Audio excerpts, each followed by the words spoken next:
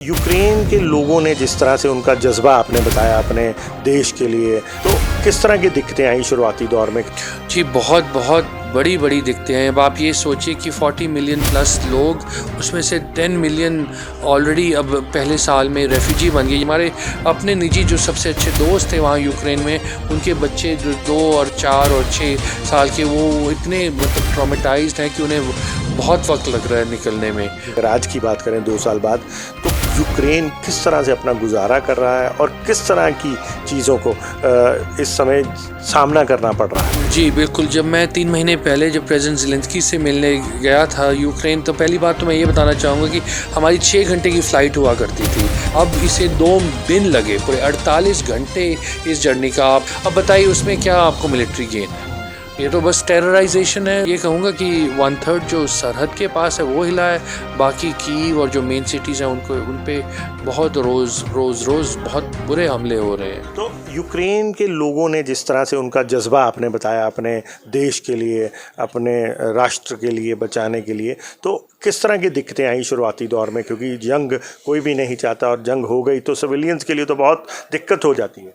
जी, बहुत बहुत बड़ी दिक्कतें हैं। अब आप ये सोचिए कि 40 मिलियन प्लस लोग, उसमें से 10 मिलियन ऑलरेडी अब पहले साल में रेफ्यूजी बन गए, यानी कि 1/4 मतलब हर इंसान, हर फैमिली ने एक आदमी को खोया है। उनकी फैमिलीज़ सब जर्मनी में, स्लोवाकिया में, पोलैंड में, हर जगह शरणार्थी बन के, रेफ्यूजी बन के रह रही हैं। तो वो कितनी गुजरती हैं, छोटे छोटे बच्चे जिन्होंने ऊपर से रॉकेट्स और सब सुने थे, वो आज भी अगर कोई प्लेन जाता है तो पूछते हैं कि मैं छुपूं, मैं बेसमेंट में जाऊं, चाहे वो जर्मनी में महफूज भी हैं या वो इंग्लैंड में कहीं भी शरणार्थी हैं, कंफर्टेबल नहीं लेकिन महफूज, फिर भी यही वो बोलते हैं। हमारे अपने निजी जो सबसे अच्छे दोस्त थे वहाँ यूक्रेन में, उनके बच्चे जो 2 और 4 और 6 साल के, वो इतने मतलब ट्रॉमेटाइज्ड हैं कि उन्हें बहुत वक्त लग रहा है निकलने में।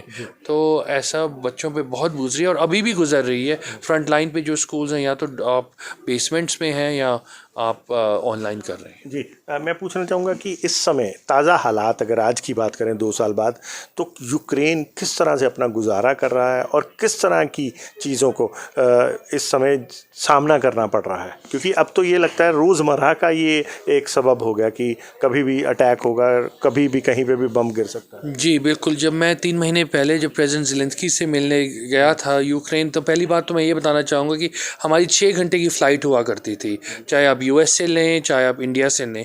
अब इसे 2 दिन लगे, पूरे 48 घंटे इस जर्नी का। आपको यहाँ बताएं, यहाँ से दुबई 6 घंटे का स्टॉप, फिर आप पहुँचे पोलैंड से 3 घंटे की टैक्सी लेके होल्म, एक एयरपोर्ट जो क्या सरहद का एक छोटा सा कस्बा, फिर उधर से जाके 18 घंटे की ट्रेन, और ट्रेन 3 घंटे रुक के देख रही, ऊपर से ड्रोन अटैक हो रहा है या रॉकेट हो रहा है, तो कीव पहुँच रही है। और मैं आपको पब्लिक ट्रांसपोर्ट को भी निशाना बनाया जा रहा है। बिल्कुल बनाया जा रहा है, पब्लिक ट्रांसपोर्ट, एनर्जी, इलेक्ट्रिसिटी, अस्पताल। हमारा मेन घर कीव था, वो सेंट्रल डिस्ट्रिक्ट, उसके पास अहमदियात एक हॉस्पिटल, बच्चों का हॉस्पिटल है, उस पर रॉकेट गिरे गए। उसके पास जो सबसे बड़ा मेट्रो स्टेशन है उसको तहस नहस किया गया। अब बताइए उसमें क्या आपको मिलिट्री गेन है? ये तो बस टेरराइजेशन है, ये तो आतंकवाद है अपने मुल्क अगर के। ज्योग्राफिकली समझना चाहें तो इस समय क्या पूरा यूक्रेन पूरा का पूरा डिस्टर्ब है? अगर नहीं तो लोग वहाँ पे किस तरह गुजारा कर रहे हैं? क्योंकि अभी भी आपने बोला कि 1/4 जनरेशन, जैसे 10 मिलियन लोग इफेक्टेड हैं, लेकिन बाकी 30 मिलियन क्या वो सेफ है? नहीं, वो सेफ नहीं है। मैं ये कहना चाहता था कि 1/4 वो अब यूक्रेन में है ही नहीं। वो अब यूरोप या यूएस या बाकी शरणार्थी बन चुके हैं, मिडल ईस्ट या बाकी मुल्कों में। बाकी जो रह गए हैं, या तो वो फ्रंट लाइन पे हैं या अपने अपने बिजनेस को भी डाइवर्ट किया टुवर्ड्स द वॉर एफर्ट। लेकिन ये है कि रहने का, और अब देखिए, अब कीव में जैसे हम थे, कुछ घंटे रहे, फिर ड्रोन अटैक, बहुत ही कॉम्प्लेक्स ड्रोन अटैक हुआ।